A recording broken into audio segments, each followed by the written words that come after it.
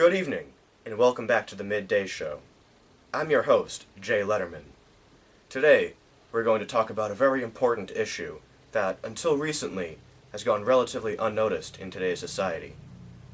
You see, there are people across the country, indeed across the whole world, who have been beaten, abused, belittled, and called minions of the devil himself, just because of the way they were born. That's right. Today, we're going to talk about the rights of left-handed people. Lefty Rights. Okay, our first guest here today to discuss Lefty Rights is none other than left-handed activist Bruce Phillis.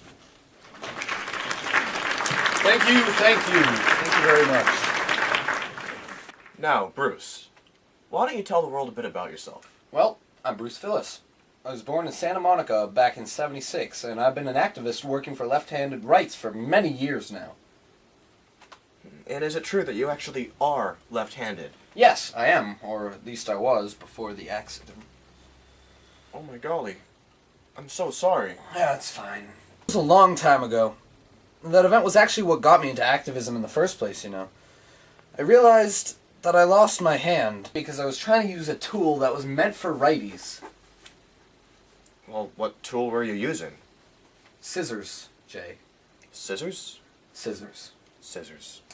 There were never really any lefty scissors around, so I had to use the right ones. I feel that feel. It cost me my hand. There are many things in life that are designed for righties with absolutely no attention paid to left-handed people. Like what, might I ask? Well, besides scissors, you got school desks always on the right. Medical equipment. Those pens on the chains that you use in banks. Ballpoint pens in general. Yeah. Those computer mice. Chainsaws. Did you know they don't make a lefty chainsaw? They don't? Nope. It's just an accident waiting to happen. Apparently so. Yeah, so using these devices that are meant for righties, those really are dangerous when you're left-handed, aren't they? Yeah. What about language in general? Most languages discriminate against the whole idea of left. What do you mean? Think about it. Even in the English language, right stands for correct, while left always means something bad. It means, like, you left the building, not you're right there. Or, you got that, it's like, you got that question right. Great job.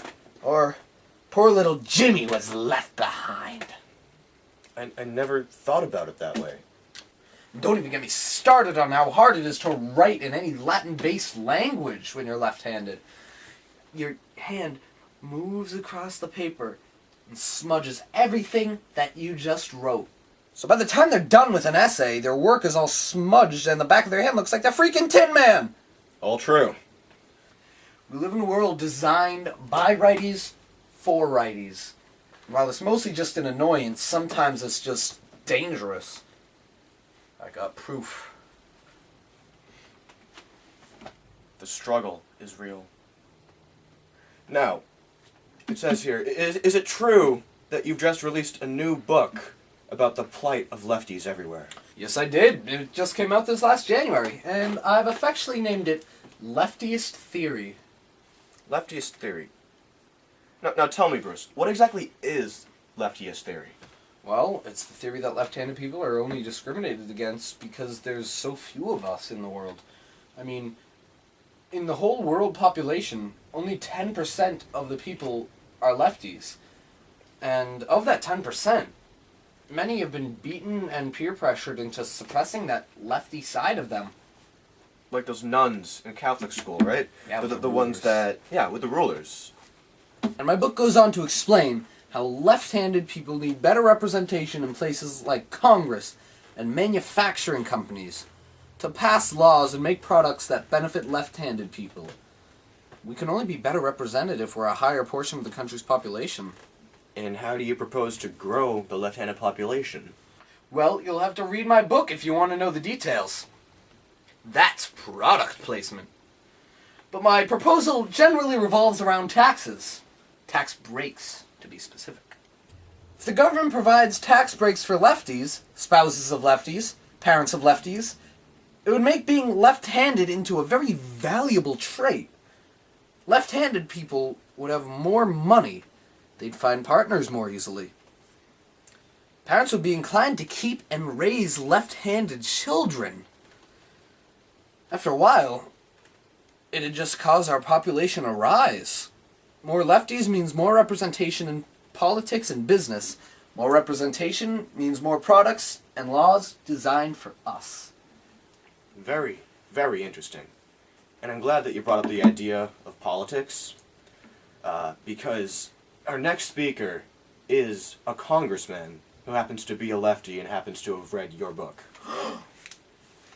We go now live to Barry S. Tubman, live from Washington, D.C. Thank you, Jay. I'm a big fan of the show. That makes one of us. But hey, so, I heard you were one of the more recent readers of Bruce's new book. Yes, I've read Lefty's Theory.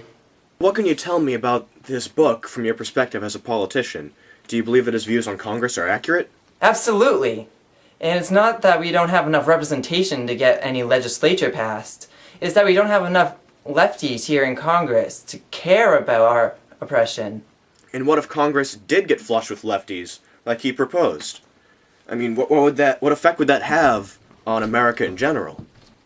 Well, while lefties everywhere would flourish, it would also prove good for righties as well. Studies have shown that left-handed people are, on average, more intelligent than their righty counterparts.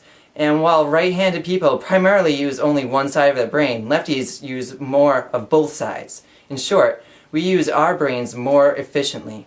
And when it comes down to it, isn't that the type of people who should be leading our country? That is a very good point. Bruce, is this what you had in mind? Lefties in so many seats of power. Yes, it's exactly what I had in mind. But wouldn't that take away some authority from the right-handed people? I mean, they're the majority. Shouldn't they have their fair share of the power? Well, no, don't get me wrong. My proposal has nothing to do with oppressing righties, only liberating southpaws from their silent sorrows.